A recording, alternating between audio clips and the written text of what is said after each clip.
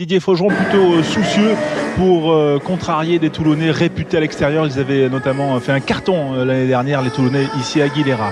Laurent Rodriguez a pris ses avants et Dimitriashvili un petit peu en aparté sur le terrain annexe du stade Aguilera, qui est enflammé par une première offensive dès la 9e minute de David Smith qui rafute Takuza Ngwenya. Les Toulonnais mènent à ce moment-là 3-0 après une première pénalité de Johnny Wilkinson. Ils envoient du jeu, ils sont bien et on sait que les Biarros sont un peu fragiles depuis le début de saison lors des entames de match, mais ce sont les Toulonnais qui investissent le camp des Basques malgré la bonne défense d'Eric Lung, le géant norvégien du Biarritz Olympique. Monsieur Minry a vu une faute au sol, il la signale en tendant son bras.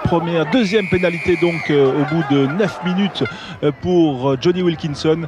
6-0 pour les Toulonnais.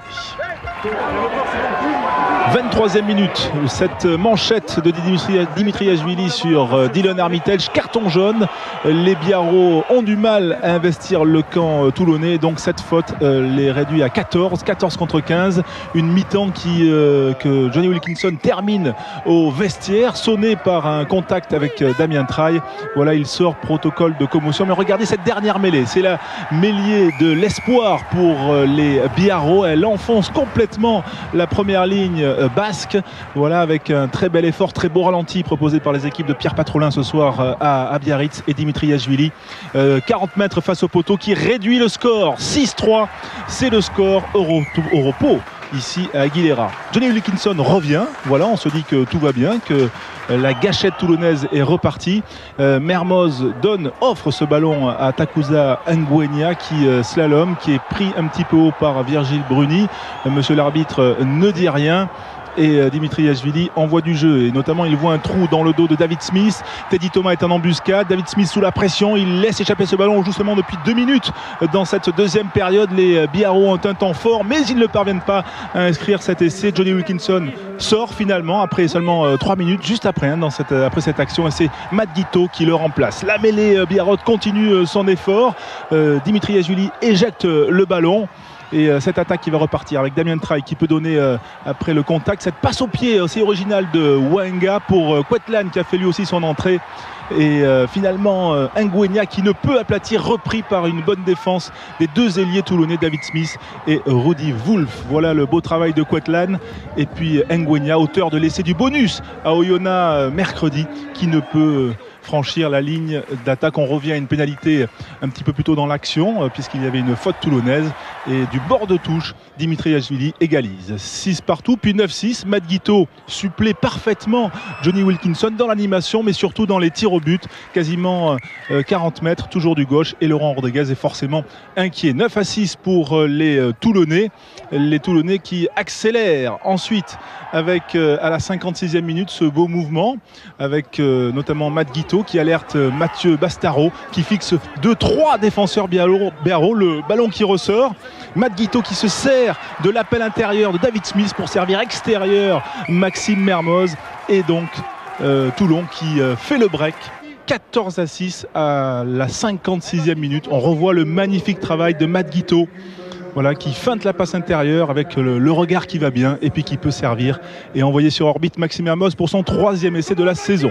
Et pourtant, regardez, Pierre Mignoni est assez inquiet parce que les Biarros ne disent pas leur dernier mot. Ils jouent vite cette renvoi au 22 mètres avec notamment Traille pour Babi qui s'échappe, qui traverse le terrain, qui retrouve extérieur Takuza Ngwenya qui est mise au sol. Le ballon qui repart dans le fermé avec Molcar notamment. Il y a eu beaucoup de roulements parce que c'est vrai que les Biarros n'avaient pas tourné ces 2 derniers matchs, pas beaucoup en tout cas, et donc il a fallu faire tourner à la mi-temps et cette belle offensive ne sera pas récompensée. Didier Faugeron hausse le ton, on s'active parce que le suspense monte du côté des bancs de touche et les Biarros appuient. On est à l'heure de jeu, la 67e minute notamment, et merveilleuse inversion de sens là de Yashvili pour Taïlé qui peut sortir ce ballon, et finalement c'est Wenga qui croise avec Fono qui aplatit. Voilà, c'est le laisser de l'espoir pour les Biarros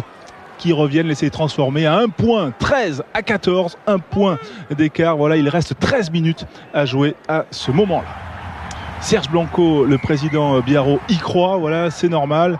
Et les Toulonnais, eux, ils appuient. Ils pilonnent notamment dans l'axe et ensuite ils donnent au feu follet Matt Guiteau qui franchit le rideau défensif, qui peut servir Rudy Wolf, qui se replace, regardez-le avec son numéro 22, Matt Guiteau. Il va vers la gauche, on va le retrouver extérieur. Il va être alerté par Classen.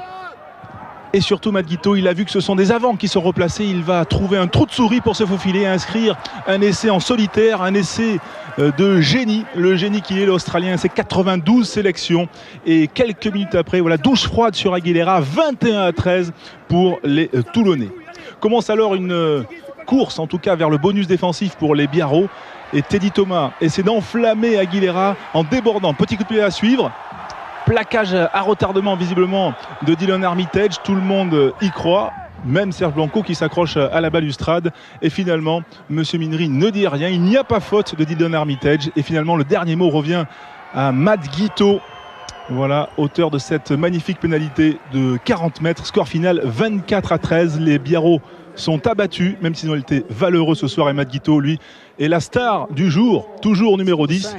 Mais comme il l'a dit à François Plisson, il réaffirme que Johnny Wilkinson est toujours le numéro 10 de Toulon et qu'il est très content de jouer dans son équipe, quel que soit le poste qu'il occupe. Je crois qu'aujourd'hui on a montré pas mal de vertus, de bonnes choses qui malheureusement ça suffit pas face à des équipes comme ça, mais voilà, eux joueront le haut du tableau cette saison. Nous on va jouer la lutte pour le maintien et voilà. Je pense qu'on ne peut pas se satisfaire de cette défaite, mais il y a des enseignements à en tirer quand même. Quand on a vu Wilkinson sortir, c'est Guiteau qui est rentré. Qu'est-ce que vous voulez qu'on fasse? Voilà, ils ont une puissance différente de la nôtre, ils ont un jeu qui est différent du nôtre, ils ont tout. Mais voilà, je crois que tout est dit quand on voit les deux effectifs.